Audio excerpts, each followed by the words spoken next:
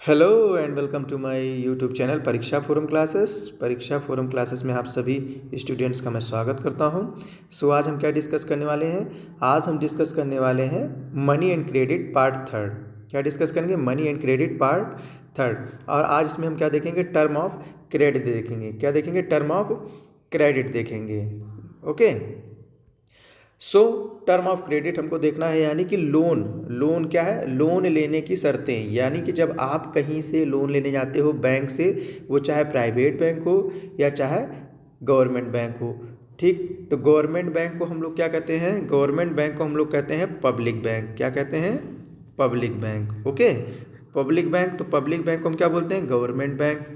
Private bank है तो आप प्राइवेट बैंक से भी लोन ले जाएंगे। तो लोन जब आप लेने जाएंगे तो आपको क्या नीड होगा? If you want to take a loan from a bank, then what will be the need?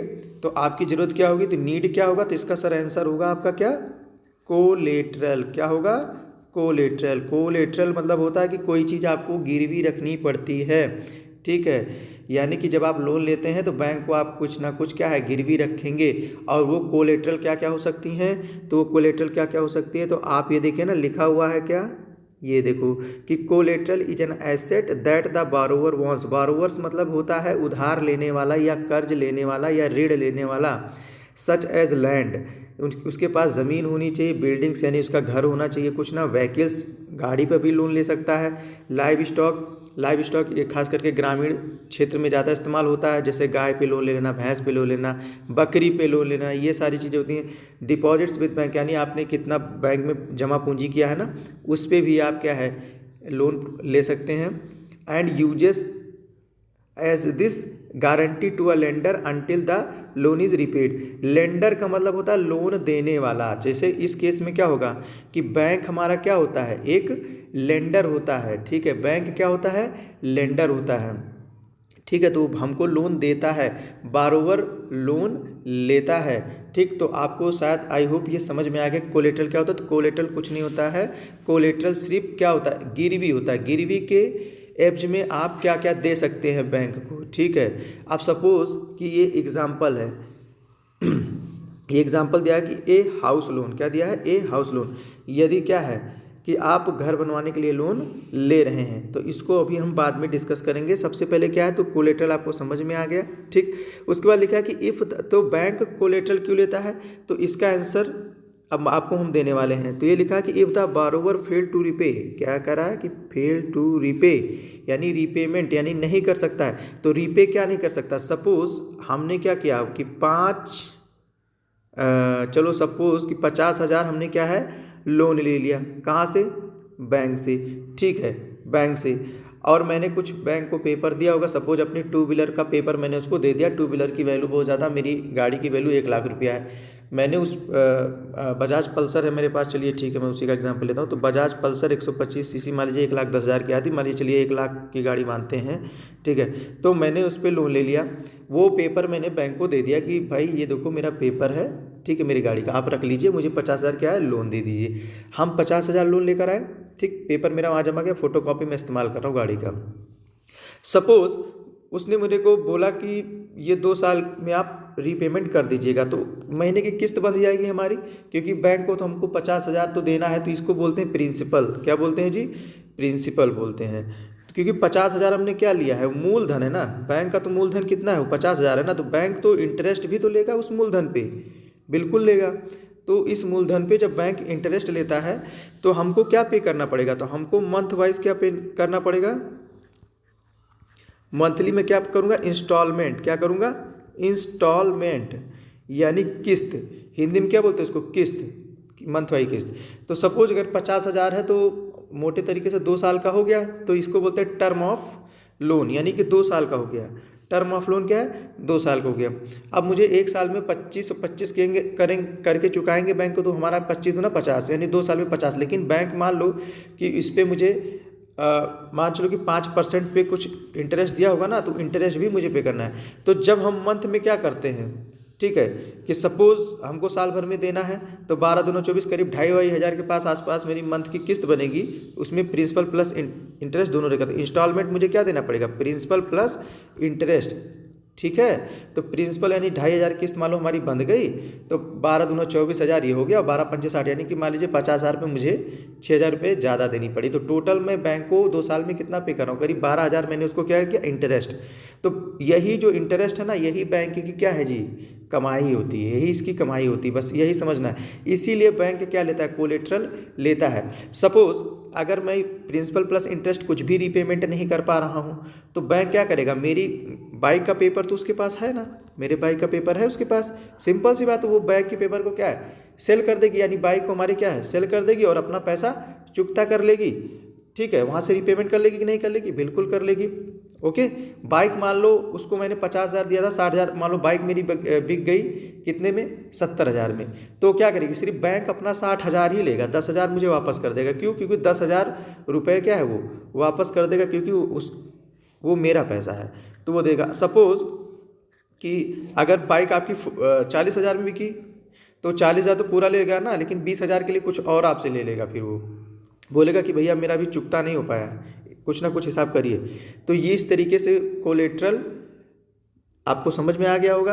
अब कोलेट्रल बैंक क्यों लेता है, तो सिंपल सी बात है कि क्यों, क्योंकि जब बारोवर फेल हो जाए, यानी कि कर्जदाता क्या है, जिसने कर्ज दिया है उसको कर्ज देने में असक्षम हो जाता है, तो उसी कोलेट्रल यानी जो गिरवी चीज़ होती है उसी को ही बेच करके मार्केट से बैंक पैसा रिकवरी करता है। दूसरा क्या है कि लिखा एक हाउस लोन, इसको हम एग्जांपल से पढ़ते हैं। लिखा है कि Megha has taken a loan of ₹5 lakh from the bank to purchase a house. Megha है, उसने क्या किया कि परचेज एक हाउस जो है परचेज करना चाहती, जिस और वो कहाँ गई, बैंक के पास गई, बैंक से क्या किया उसने, 5 लाख रुपए लोन पे ले लिए। अब लिखा है the annual interest rate on the loan is 12%, यानी 12% है, 12% यानी ब्याज दर। रेट ऑफ इंटरेस्ट कितना है जी, यहाँ पे देखो तो लिखा है ना, रेट ऑफ इंटरेस्ट कितना है, 12%, कितना है, 12% है। फिर लिखा है कि हाँ, and the loan is to be repaid in 10 year. तो टर्म कितना है, कितने सालों के लिए लिया है, तो ये देखो 10 ईयर के लिए लिया है, 10 ईयर के लिए, तो यहाँ लिख लेना 10 ईयर हो गया। ठीक है, फिर क्या लिखा है, documents showing her employment record and salary. तो अब इसको जो डॉक्यूमेंट्स लगा है, क्या लगा है, तो डॉक्यूमेंट्स रिक्वायरमेंट क्या है, तो इसने सैलरी स्लिप दिया है, कहीं जॉब करती है ये, उसने अपनी सैलरी स्लिप इसको दे दिया, किसको, बैंक को। तो उसने अपनी सैलरी स्लिप को क्या किया, यूज्ड एज अ कोलेट्रल किया है, क्या किया है, कोलेट्रल किया है। And salary before the bank agree to give her the loan. Bank उसको जाएगा क्रॉस चेक करेगा कि हाँ ये एम्प्लॉय यहाँ काम करता है कि नहीं करता है, सब कुछ सही रहेगा तो लोन उसका सैंक्शन यानी लोन उसको मिल जाएगा बैंक की साइड से। फिर लिखा था bank retain as a collateral the paper of the new house. अब जो न्यू हाउस है ना, तो बैंक क्या करेगा, तो कोलेट्रल के फॉर्म में जो घर खरीद रही है ना, उस घर का जो भी होगा ना, बैनामा वगैरह होता है, ठीक है, लिखवाने पड़ते हैं ज़मीन वगैरह, तो वो बैंक क्या एज अ कोलेट्रल इस्तेमाल करेगा, नहीं कि उसको किस तरह रख लेगा, गिरवी के तौर पे रख लेगा और उसको 5 लाख रुपए लोन दे देगा। अब मेघा को डॉक्यूमेंट्स क्या क्या देने पड़े, सैलरी स्लिप देनी पड़ी, तो जहाँ पे डॉक्यूमेंट रिक्वायर है यहाँ पे लिखना पड़ेगा आपको सैलरी स्लिप। कोलेट्रल में आप क्या लिखोगे कि न्यू हाउस जो पेपर है वो कोलेट्रल की तरह इस्तेमाल करेगा कौन, bank of the new house, which will be return to Megha only when she repay the entire loan with interest. अब ये कह रहे हैं कि नया हाउस तो मेघा ने ले लिया, लेकिन उस नए पेपर की मालिकिन अभी वो नहीं बन पाई है, क्योंकि उसने लोन लिया। अभी इसका मालिक कौन है, बैंक है। जिस दिन मेघा 5 लाख रुपया है, ठीक है, 5 लाख है, 10 साल के लिए उसने 12% इंटरेस्ट पे लिया है, तो आप गुणा भाग करके निकाल लेंगे। बस मोटे मोटे तरीके से समझना है कि मंथ वाइज उसको कुछ ना कुछ किस्त आएगी, उसको क्या है, अपनी हर एक किस्त को मतलब क्या है, रेगुलरली पे करना है। अगर वो कोई किस्त रेगुलरली नहीं पे कर पाएगी तो उसके लिए समस्या हो जाएगी। क्यों, क्योंकि जब हम बैंक से लोन लेते हैं भैया, तो हमारा कंपाउंड इंटरेस्ट लगता है। क्या लगता है जी, कंपाउंड, चक्र वृद्धि ब्याज। क्या लगता है, चक्र वृद्धि ब्याज, इसको हम साइक्लिक इंटरेस्ट भी बोल सकते हैं। ठीक, फिर लिखा है कि interest rate, collateral and documentation require and the mode of repayment together comprise what is the term of credit. तो ये जो टर्म मैंने ये बताया, ये सब क्या है, ये सब टर्म ऑफ क्रेडिट ही है, तो कंफ्यूज मत होइएगा। आपसे अगर कोई डेफिनेशन पूछे कि व्हाट इज कोलेट्रल, तो सीधा डेफिनेशन लिखा है कि कोलेट्रल इज एन एसेट। क्या है कोलेट्रल, क्या है, एक तरीके की क्या होती है, वेल्थ होती है, एसेट होती है, संपत्ति होती है, जो इंसान के पास खुद उसका मालिक होता है। लेकिन जब कहीं लोन लेने जाएगा तो उस कोलेट्रल को एज अ सिक्योरिटी पेपर इस्तेमाल कर सकता है कौन, बैंक। फिर लिखा है कि the term of credit vary substantially from one credit arrangement to another.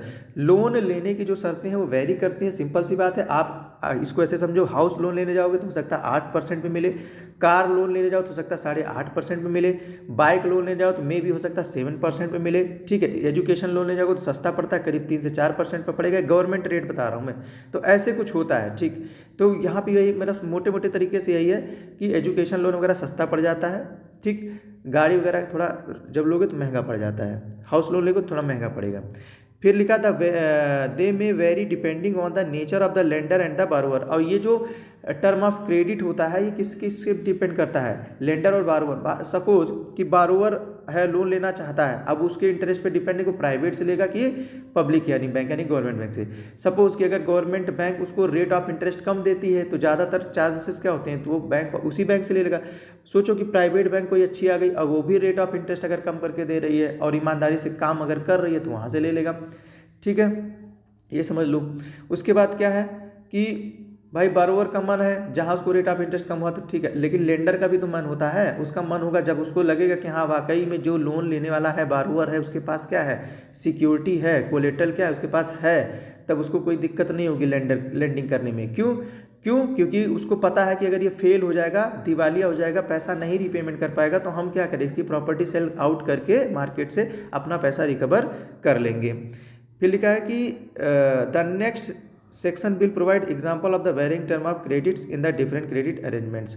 तो नेक्स्ट सेक्शन में हम देखते हैं कि कैसे कैसे और भी क्रेडिट की सेवा शर्तें होती हैं। तो आई होप ये आप लोगों को समझ में आ गया होगा। तो इसको आप जो है देखिएगा वीडियो, और उसके बाद शेयर करिए, लाइक करिए, चैनल को सब्सक्राइब कर लीजिए। क्योंकि अगर हम नई वीडियो डालते हैं तो आपको क्या है, उसका नोटिफिकेशन मिल जाएगा तुरंत। तो रिपीट करते रहिए, कोई डाउट होगा तो आप जीमेल आईडी पे सेंड कर दीजिएगा। जीमेल आईडी जो वीडियो का डिस्क्रिप्शन होता है वहाँ पे आपको मिल जाएगा। ठीक है, तब तक के लिए धन्यवाद।